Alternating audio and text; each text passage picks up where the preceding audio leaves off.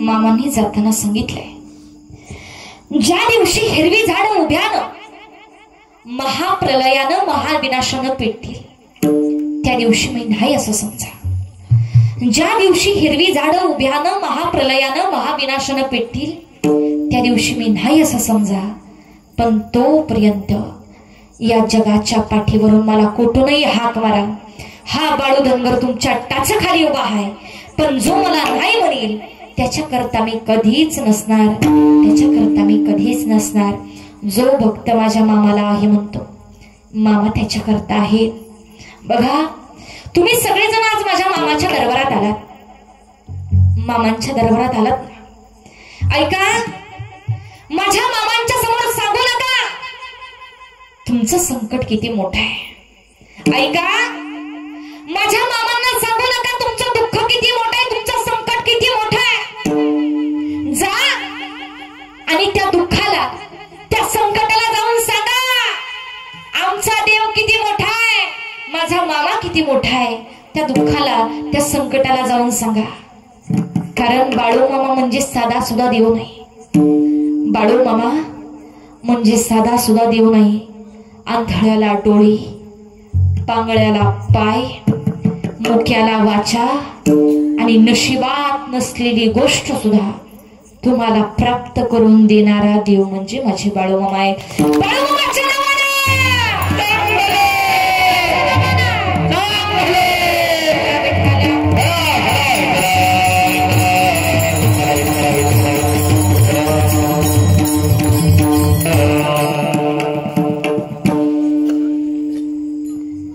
लक्ष देऊ नये का. मामांच्या चरित्र ग्रंथातला एक छोटासा भाग तुमच्या समोर मांडते. 1942 साल, 1942 साल चालू आहे. शंकराचा महान असणारा भक्त वारणेच्या खोऱ्यामध्ये राहतोय. धोंडीराम पाटील नाव त्याचं. हा धोंडीराम पाटील परिस्थिती अत्यंत गरिबीची, परिस्थिती फार नाजूक आहे. पण मनामध्ये शंकराची भक्ती, त्या महादेवाची भक्ती.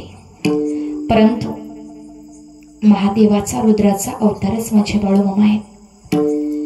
ऐका, त्या महादेवाची भक्ती करत असताना परिस्थिती अत्यंत गरिबीची.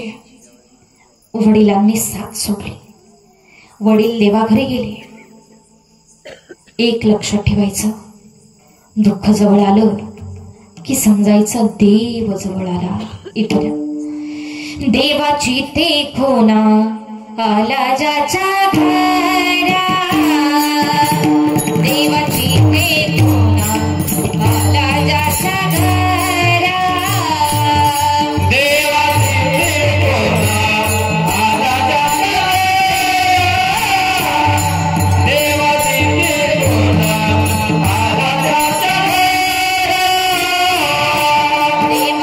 ते खोना आला ज्याच्या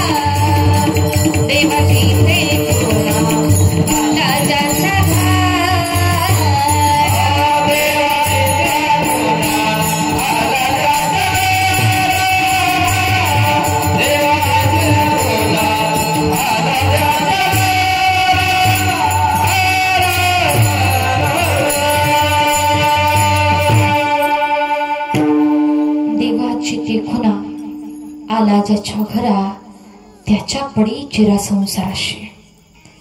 दुःख आलं समजायचं देव जवळ आला.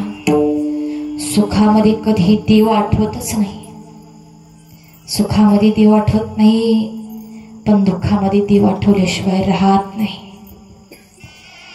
वडील साथ सोडून गेले. वडील आता देवाघरी गेले. परिस्थिती फार गरिबीची. आईला धक्का बसला. पती गेले, कपाळाचं कुंकू गेलं, मालक साथ सोडून गेले. धक्का बसला आणि पाठोपाठ आई हे निघून गेली. 1943 सालामध्ये या धोंडीराम पाटलाचं लग्न झालं. जसं धोंडीराम पाटलाचं लग्न झालं, आता लग्न झाल्यानंतर या संसाराच्या वेलीवरती एक फूल उमललं, एक कन्यारत्न झालं. घरामध्ये मुलगी, पत्नी, 2 थंड वाढली खायला. परिस्थिती गरिबीची आहे ना. परिस्थिती, गरीब परिस्थिती ही फार वाईट असते. गरिबी ही फार वाईट असते. ज्यांनी ज्यांनी गरिबी अनुभवली आहे त्यांना चांगलं माहिती आहे. श्रीमंत असताना लांबचेही जवळ येतात, पण ज्या दिवशी गरिबी खरं आपण अनुभवत असतो ना, जवळचे सुद्धा लांबून जातात. त्याला गरिबी म्हणतात. ती गरिबी आहे. या धोंडीराम पाटलाला एक मुलगी झाली. सकाळी जर काही खाल्लं तर संध्याकाळी काय खावं याची पंचायत, आणि संध्याकाळी काय खाल्लं तर सकाळी काय खावं याची पंचायत. त्या धोंडीराम पाटलानं फावडं घ्यावं, टिकावं घ्यावा आणि त्या वारण्याच्या खोऱ्यामध्ये जावं. याच्या त्याच्या समोर हात जोडावे आणि सांगावं, मालक, मालक काहीतरी काम द्या, मालक काहीतरी काम द्या. 1945 सालामध्ये अजून एक मुलगी झाली. काही कारण नसताना या देवानं प्रपंच वाढवला. 2 मुली झाल्या, तिसऱ्यांदा मुलगा झाला. प्रपंच आता हळूहळू हळूहळू हळूहळू मोठा झाला. या 3 लेकरांना पत्नीला काय खायला घालावं? धोंडीराम पाटील याच्या त्याच्या दारामध्ये जायचा आणि याच्या त्याच्या समोर हात जोडून सांगायचा, मालकीनबाई, ओ मालकीनबाई, माझी लहान लहान लेकरं आहेत हो घरी, त्यांना काहीतरी खायला द्या. अहो काम नका देऊ, पण तुमच्या टोपल्यात जर शिळ तुकडा असतील तर माझ्या लेकरांना खायला द्या. माझ्या लेकरांना भुका लागल्या. जर घरी गेलं ना तर माझी लहान लहान लेकरं पळत येतात हो. जसं मोहळाच्या माशांनी, त्या मधमाशांनी मोहळाच्या पोळीकडे धाव घ्यावा, तशी माझी लहान लहान लेकरं पळत येतात, मला बिलगतात, मला मिठी मारतात आणि म्हणतात, बा, अरे बा, काही खायला आणलं असेल तर दे र बा. अरे बा, फार भूक लागली बा, काहीतरी खायला दे र बा. ही गरिबी आहे, ही गरिबी आहे. त्या धोंडीराम पाटलानं जसं मागावं तसं कुणीतरी टोपल्यात असणारं शिळ तुकडं द्यावं. शिळ तुकडं घरी आणावं, पत्नीकडं द्यावं. पत्नीनं ते शिळ आणलेलं तुकडं एका जरमालच्या ताटात भिजायला घालावं. जरमालच्या ताटात शिळ तुकडं भिजवायचं, त्याचा काला करायचा, त्याला हळद आणि मीठ लावायचं, चुरायचं, लहान लहान लेकरांना खायला द्यायचं. लहान लहान लेकर ते शिळ तुकडं खायचे. महाराज, लहान लहान लेकराने सकाळी खाल्लं तर संध्याकाळी उपाशी झोपायची, संध्याकाळी खाल्लं तर सकाळी उपाशी. धोंडीराम पाटील मनामध्ये विचार करू लागला, देवाला म्हणू लागला, अरे देवा, काय पाप केलं असेल? अरे कोणत्या जन्माचं पाप म्हणावं देवा? अरे जे काही पाप आहेत ना त्याचं भोग माझ्या वाटीला दे. अरे पाप मी केलं असेल ना, अरे दुःख मला दे, पण माझ्या लहान लहान लेकरांची कमीत कमी पोट तरी भरू दे. धोंडीराम पाटील आपल्या पत्नीला सांगू लागला, अगं, ज्या दिवशी लग्न झालं, ज्या दिवशी 7 फेरे घेतले, त्या दिवशी मी तुला वचन दिलं होतं की तुला सुखामध्ये ठेवेल. अगं तुला सुख नाही मिळालं माझ्याच्या, तुला अंगावर कपडा नाही मिळाला, पण तुला पोट भर अन्न नाही मिळत, तुला अंगाला अंगभर नाही कपडे मिळत. अरे 3-4 दडते एकत्र केले, त्याला दंड घातलाय, ठिगळ पडलेली साडी घालतीये. पण पत्नी सांगते, मालक, मालक, जर एक पत्नी पतीच्या सुखामध्ये साथ देऊ शकते तर मालक, एक पत्नी पतीच्या दुःखात का साथ देत नाही? मालक माझ्यासमोर हात जोडू नका मालक, आहे त्या परिस्थितीमध्ये मी तुमची साथ द्यायला तयार आहे मालक. मालक माझ्यासमोर हात जोडू नका. मालक तुम्हाला एकट्याला नाही काम मिळालं म्हणून काय झालं मालक? मी तुमच्या बरोबर कामाला येईल मालक. मालक मी धुणं धुईल मालक, मी लोकांची भांडी घासल मालक, मी लोकांची घर पुसून घेईल. पण मालक आपल्या लेकरांच्या पोटाची व्यवस्था आपण दोघं मिळून करू मालक. मालक तुम्ही काही बी काळजी करू नका मालक, तुम्ही काही बी काळजी करू नका. दिवसांमागून दिवस चालू. बघा गरीब परिस्थिती होती. या गरीब परिस्थितीमध्ये एक एक दिवस जड चालला होता. लेकरं हळूहळू हळूहळू मोठी होत होती. लेकरांची भूक वाढत होती. धोंडीराम पाटलाच्या पत्नीनं याच्या त्याच्या दारात जावं, याच्या त्याच्या दारात जाऊन हात जोडावे, सांगावं मालकीनबाई, मालकीनबाई तुमची भांडी घासून देऊ, मालकीनबाई तुमचे कपडे धुवून देऊ का? काम झालं की पसाभर तांदूळ मागावं, त्या पसाभर आणलेलं तांदूळ घरी जाऊन शिजवावं आणि शिजवलेला भात त्या लेकरांना 4-4 घास खाऊ घालावा. ही गरिबी आहे महाराज. गरिबी फार वाईट असते. दिवसभर शेतात काम करून करून अंग काळ ठेकूर पडलं या धोंडीराम पाटलाचं. अरे फाटलेलं बनियान, गाठी बांधलेलं धोतर आहे, तुटलेल्या चपला आहेत. तुटलेल्या चपलाला सुतळीने बांधावं आणि त्या चपला पायात घालाव्या. एक दिवशी असा प्रसंग ओढवला की आता संध्याकाळ झाली, आता घरी जायचंय, पण हात मात्र मोकळा आहे. डोळ्यासमोर लहान लहान लेकर फिरू लागले. अरे जर मोकळ्या हाताने घरी गेलो तर लेकरांना खायला काय देणार? माझे लेकर सकाळपासून उपाशी आहे. लेकरांना काहीतरी जेवायला मिळालं पाहिजे, काहीतरी खायला नेलंच पाहिजे. याच्या त्याच्या दारामध्ये पसाभर तांदूळ मागितलं पण नाही तांदूळ वाढलं कोण. आता मात्र इलाज चाले ना. जाता जाता एका पाटलाच्या घरामध्ये डोकवलं, पाटलीनबाई, पाटलीनबाई माझी लेकरं उपाशी होतो, पाटलीनबाई माझ्या लेकरांना काहीतरी शिळं पक्क खायला द्या. पाटलीनबाईनं घरातून आवाज दिला, आमच्या घरी काही बी शिळं नाही. वास लागलेला भात आहे, इटलेला भात आहे. तुझी लेकरं तो इटलेला भात खातील का? तुझी लेकरं तो वास लागलेला भात खातील? नाईलाज झाला. पोटाच्या आगी पुढं काय करणार? धोंडीराम पाटलानं वास लागलेला भात धोत्राच्या सोग्यात बांधलाय. वास लागलेला भात, तो इटलेला भात धोत्राच्या सोग्यात बांधला आणि आता घरच्या दिशेला चालू लागलाय. मनात विचार करतो, देवा, अरे देवा, असं जीवन जगण्यापेक्षा मेलेलं बरं. कोणत्या जन्माचं पाप घडलं ही दिस माझ्या वाटेला आलं. घरी दारात गेला, जसा दारात गेला तशी लहान लहान लेकरं पळत आली. ए बा, ए बा, अरे फार भुका लागल्यात रे बा, बा पोटात आग पडली बघ बा, काहीतरी खायला दे बा. बा काय खायला लागलंस? धोंडीराम पाटलानं धोत्राच्या सोग्यामध्ये वास लागलेला भात आणलेला, जरमालच्या ताटामध्ये टाकला. लहान लहान लेकरं तुटून पडली त्या भातावरती. भाताचा वास नाही घेतला. इटलेला भात त्या लहान लहान लेकरांनी खाल्ला. धोंडीराम पाटलानं डोळ्यानं पाहिलं आणि धोंडीराम पाटील आता डसडसा रडू लागला.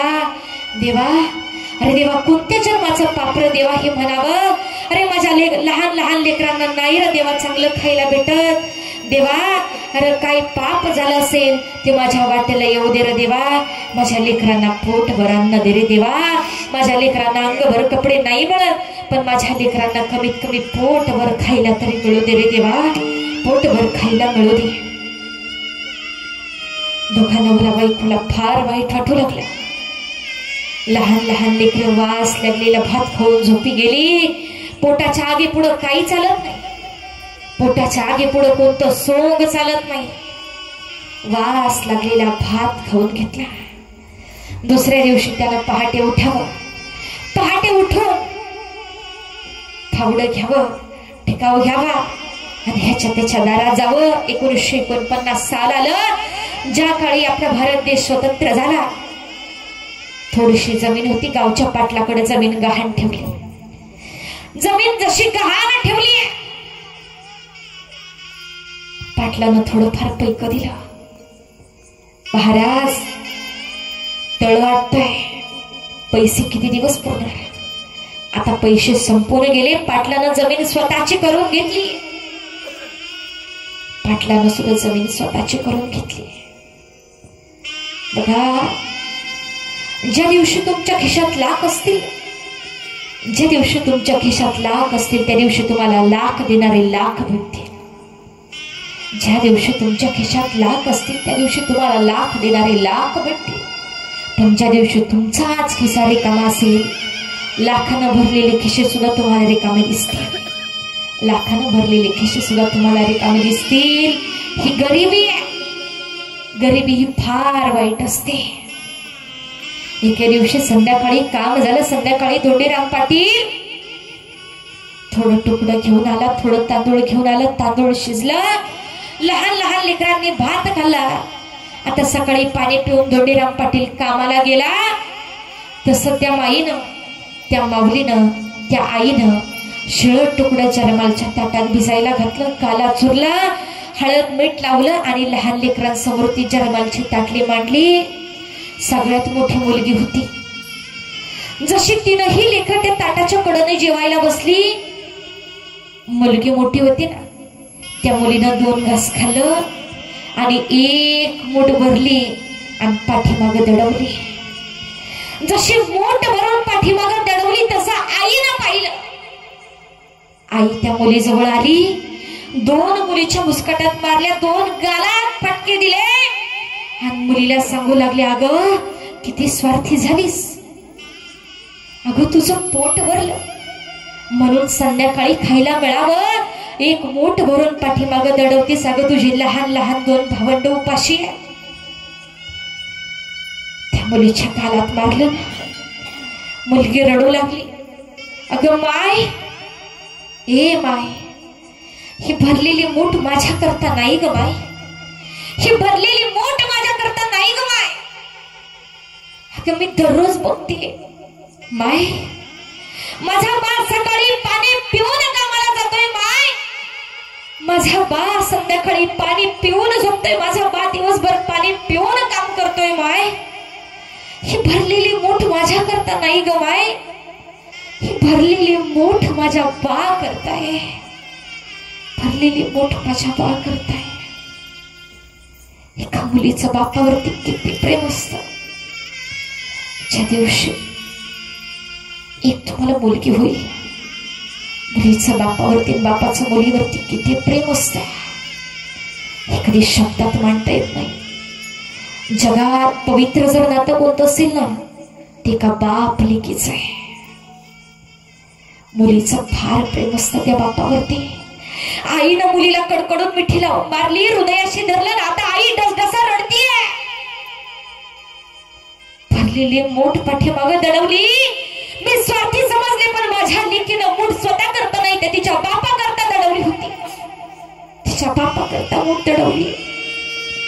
कोणती गरिबी म्हणावी, कशी गरिबी म्हणावी.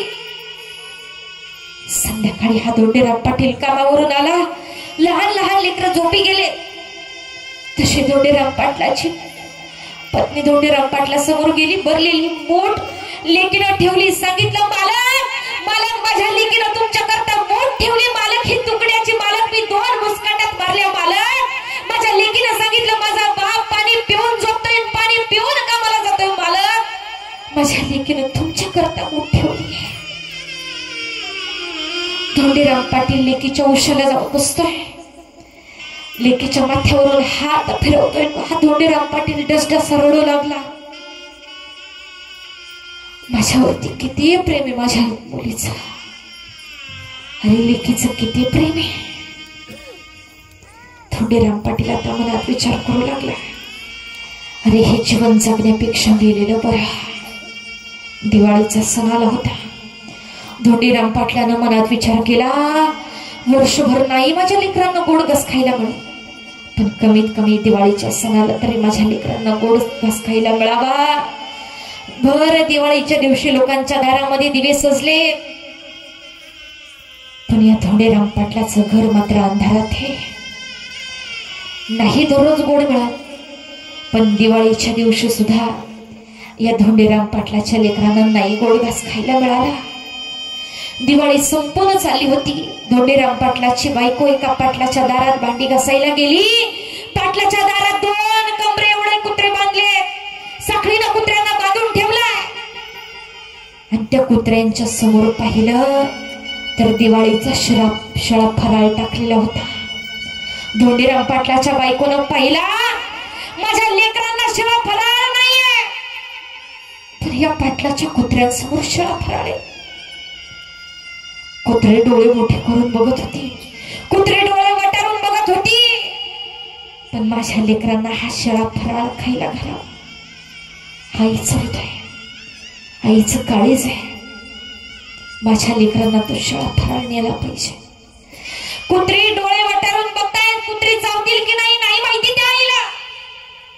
दपकन त्या पावलाने त्या कुत्र्यांसमोर गेली, त्यांचा पुढचा शिळा फराळ घेतला, स्वतःच्या पदरात बांधला, घराच्या दिशेनं पळत सुटली. नाही त्या माऊलीला कुत्र्यांची भीती वाटली. लहान लहान लेकरांना कुत्र्यासमोर टाकलेला शिळा फराळ खाऊ घातला. ह्याला गरिबी म्हणतात, ह्याला गरिबी म्हणतात. दिवसांमागून दिवस चालले होते. बघता बघता महाशिवरात्री जवळ आली. महाशिवरात्रीच्या आदला दिवस आहे, महाशिवरात्रीच्या आधीचा दिवस आहे. संध्याकाळी धोंडेराम पाटील पत्नीला सांगता, अगं हे जीवन जगण्यापेक्षा मेलेलं बरं, उद्याचा सूर्य आपण बघायचा नाही.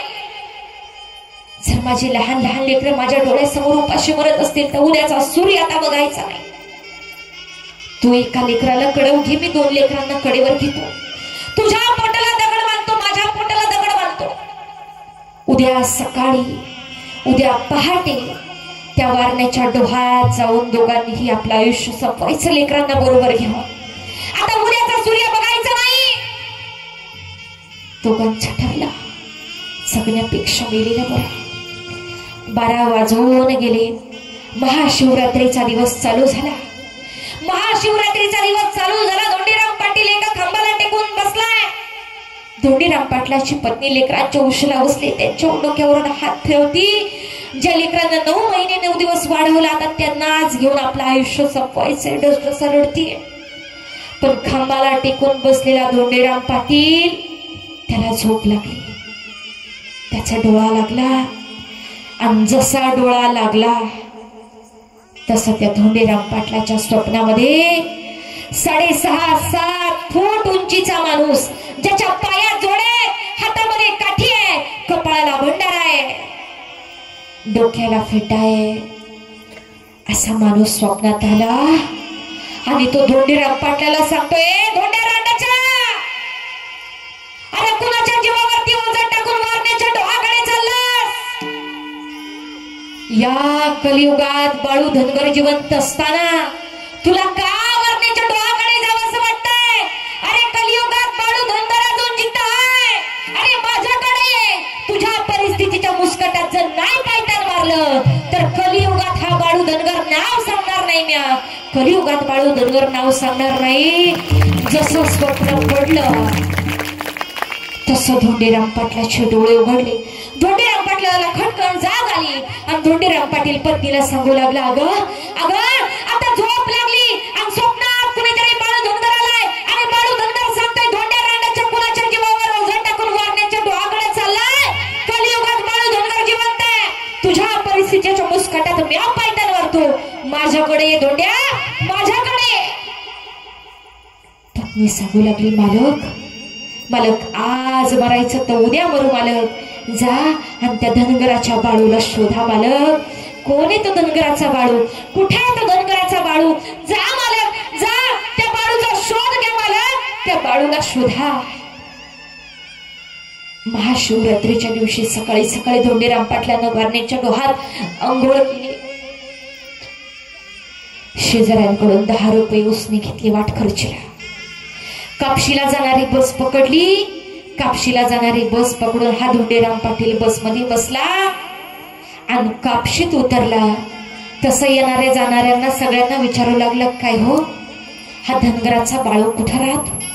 हा धनगराचा बाळू कुठे? हा धनगराचा बाळू मला नेमका कुठं भेट?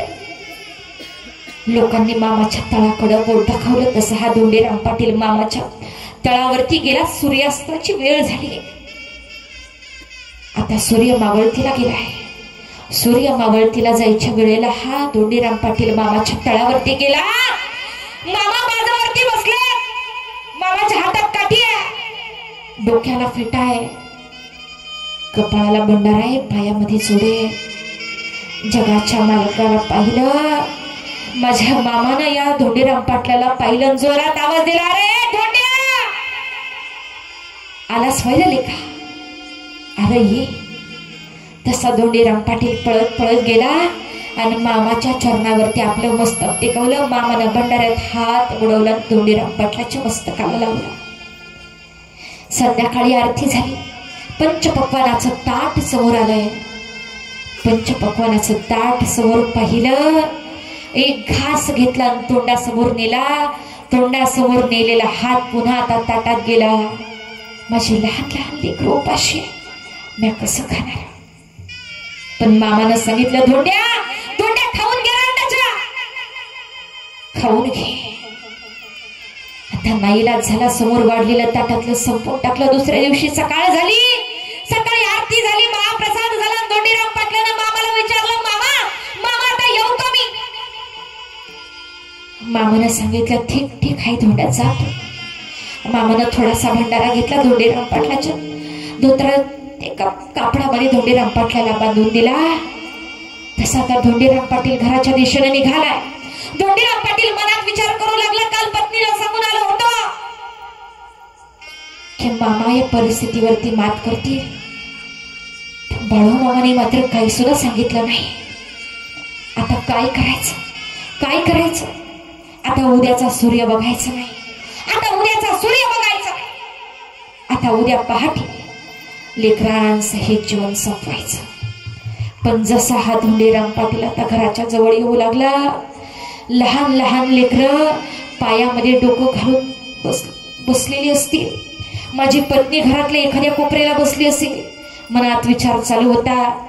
पण जसा घराच्या जवळ आला, बघतो तर काहीतरी वेगळंच दिसलं. जी लेकरं भूक भूक भूक करतायत, ती लेकरं आज अंगणात खेळताना दिसली. जी पत्नी घरातल्या एखाद्या कोपऱ्याला बसलेली असते, ती पत्नी आज घराच्या एका खांबाला हात लावून धोंडीराम पाटलाची वाट बघत होती.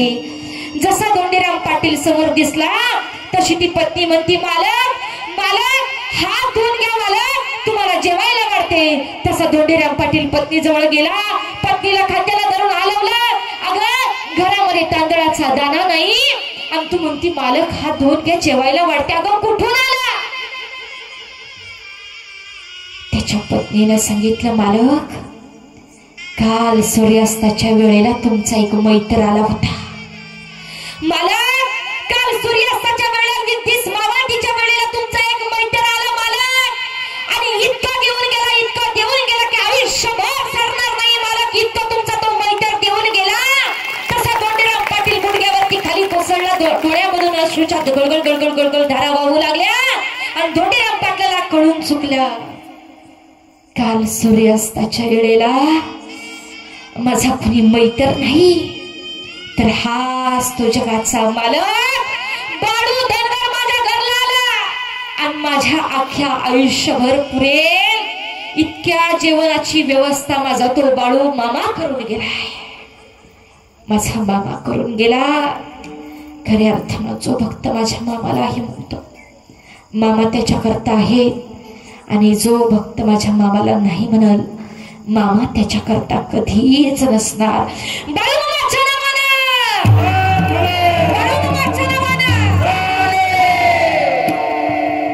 धोंडीराम पाटलाला संसारात दुःख होता. धोंडीराम पाटलाला आयुष्यभर समस्या होत्या. पण त्याला सुख नावाची गोष्ट मिळाली, ती कधी ज्यावेळी त्यांनी त्याचा एक देव करून घेतला.